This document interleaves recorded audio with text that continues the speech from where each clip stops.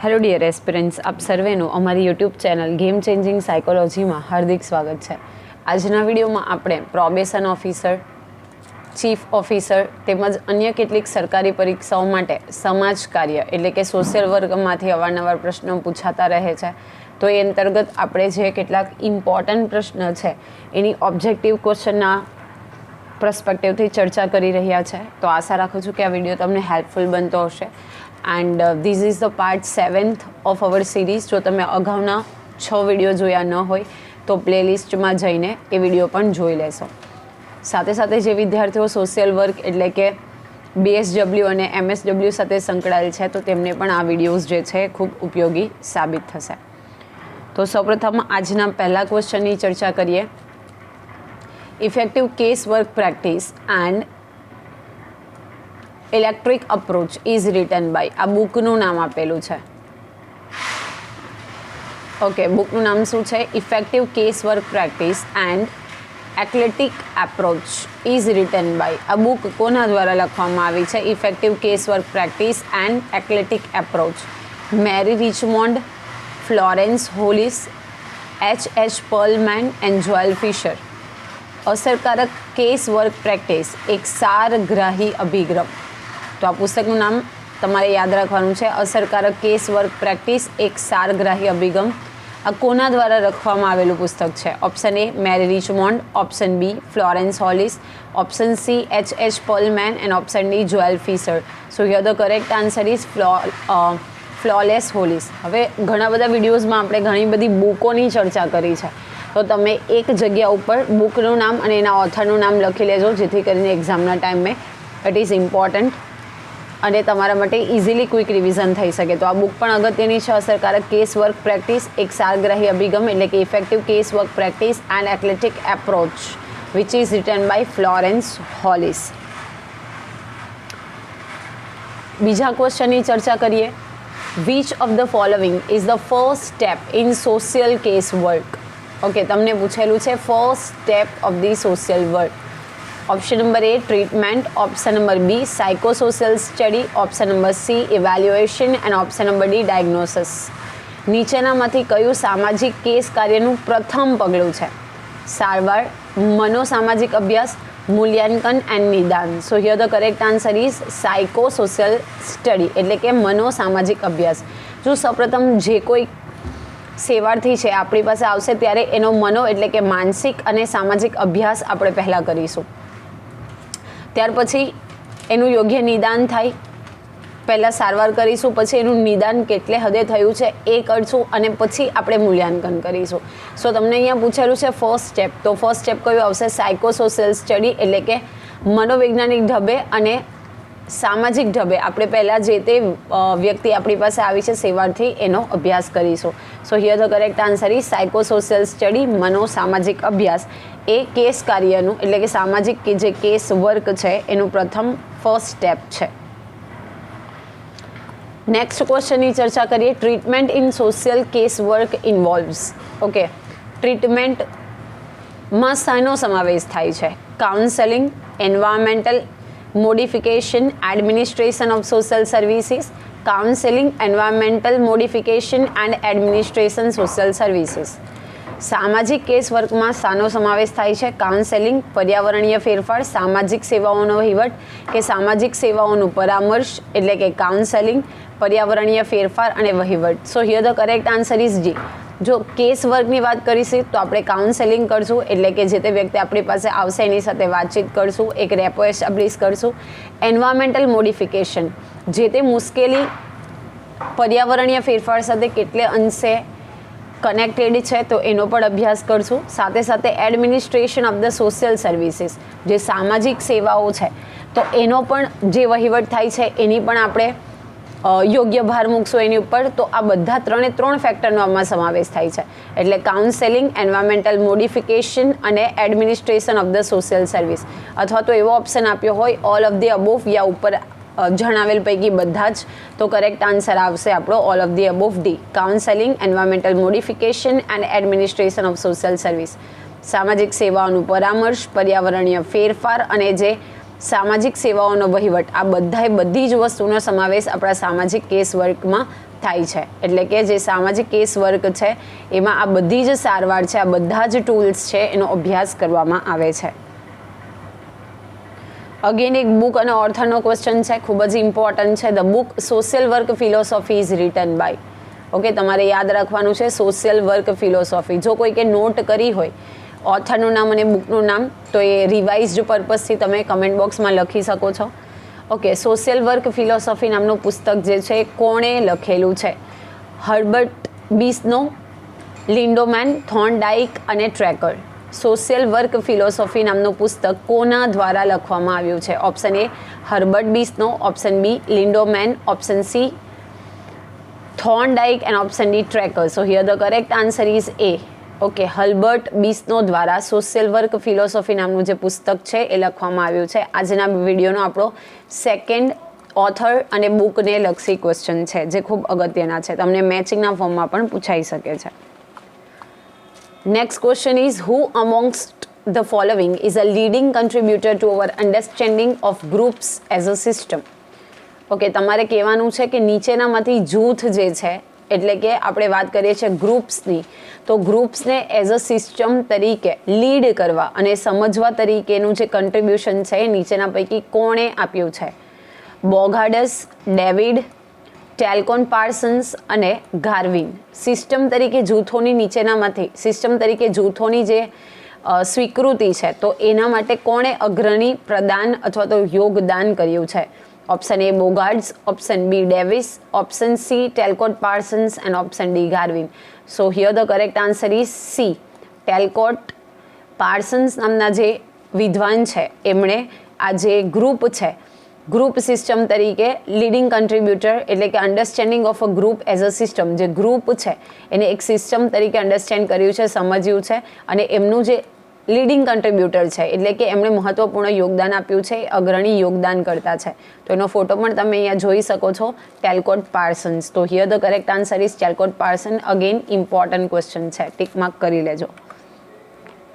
The next question is which one of the following is not a core relational program or services?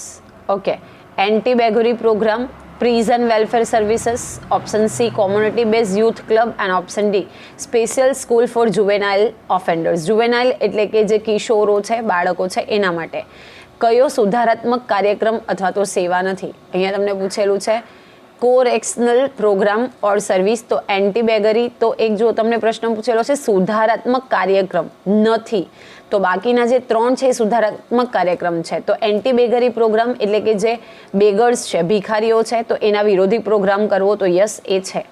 Prison welfare service એટલે કે જે jail કલ્યાણ સેવાઓ, જે જેલમાં કેદીઓ છે તો એના માટે કલ્યાણ સેવાઓ પૂરી પાડવી, વેલફેર સ્કીમ એ પણ છે.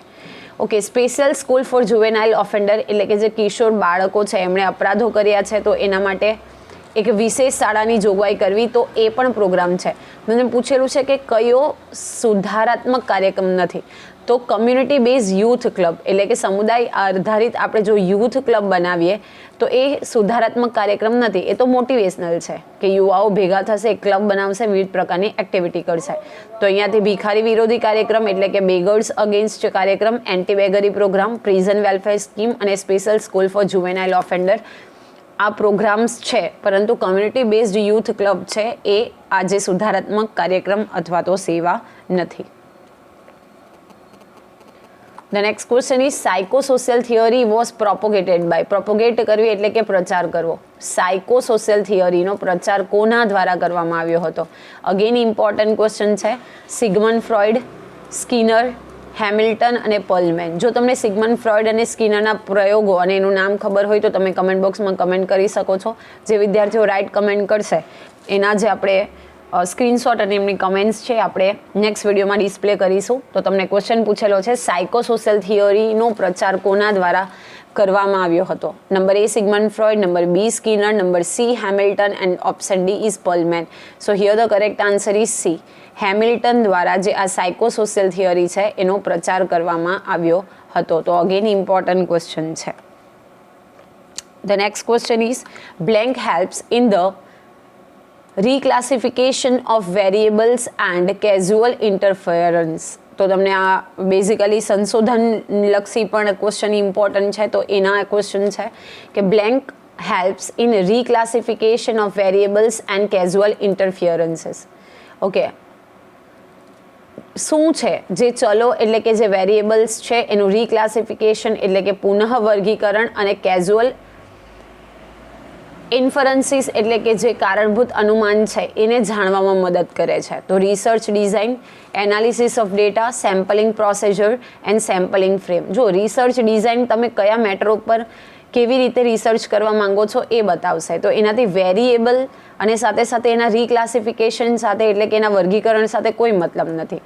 સેમ્પલિંગ પ્રોસિજર એટલે કે જે તમે સંશોધન કરવા માંગો છો, કેટલા જે વ્યક્તિઓ છે અથવા તો કેટલા ફેક્ટર્સ ઉપર તમે સંશોધન કરવા માંગો છો તો તે અંગે છે. તો એમાં પણ રીક્લાસિફિકેશનનો કોઈ મતલબ નથી. સેમ્પલિંગ ફ્રેમ અલગ અલગ હોય છે, 2x2 ફેક્ટોરિયલ, 2x3 ફેક્ટોરિયલ્સ. તો એ સેમ્પલિંગ ફ્રેમ તો એ પણ જરૂરત નથી. પણ એનાલિસિસ ઓફ ડેટા એટલે કે તમે પહેલાં ડિઝાઇન નક્કી કરશો, સેમ્પલિંગ કલેક્ટ કરશો, તો એને આધારે પછી આપણે એનું એનાલિસિસ કરશું ડેટાનું. તો એ જે છે એ વેરિયેબલ્સના રીક્લાસિફિકેશન અને એનું જે અનુમાન છે તો એમાં આપણને મદદ કરે છે.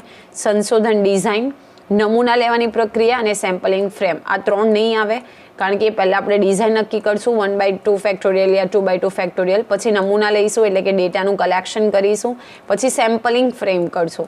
પરંતુ જ્યારે માહિતીનું વિશ્લેષણ કરશું આ બધી પ્રક્રિયાને અંતે, તો એ આપણને ચલોના પુનઃવર્ગીકરણ એટલે કે આપણને બાયફર્ગેશન ખબર પડશે. તમે જે સંશોધન કરવા માંગો છો, માનો કે XYZ ટોપિક ઉપર ગર્લ્સ અને બોયઝમાં જે માની લઈએ કે સ્ટ્રેસનું પ્રમાણ, એમાં પણ શહેર અને ગામડામાં, તો એ બધાનું માહિતીનું વિશ્લેષણ કરીશું. ત્યાર પછી આપણે ચલોનું પુનઃવર્ગીકરણ અને અનુમાન કરવામાં આપણને જે આ માહિતીનું વિશ્લેષણ છે એ મદદરૂપ સાબિત થશે. The next question is the influence of one variable on the other can be analyzed by using. Okay, એક ચલના બીજા પરના પ્રભાવનો ઉપયોગ કરીને કોનું વિશ્લેષણ કરી શકાય છે? તો કોરિલેશન, ટી ટેસ્ટ, કાઈ સ્ક્વેર ટેસ્ટ અને રિગ્રેશન. તો જો આ જે બધી મેથડ છે એ બેઝિકલી ડેટાનું જે વિશ્લેષણ આપણે કરીએ છીએ, ઓકે, એટલે માહિતીનું વિશ્લેષણ કરીએ તો એની છે કોરિલેશન, જેમાં કાર્લ પિયર્સનના રીતે સહસંબંધક હોય છે, ઓકે, બાઉલીના રીતે. તો એ અલગ અલગ સિદ્ધાંત છે. ઓકે, પછી છે ટી ટેસ્ટ, કાઈ સ્ક્વેર ટેસ્ટ. તો આ પણ એક પ્રકારની ટેસ્ટ છે જે આપણે ડેટાનું વર્ગીકરણ કરવા માટે મદદરૂપ થશે.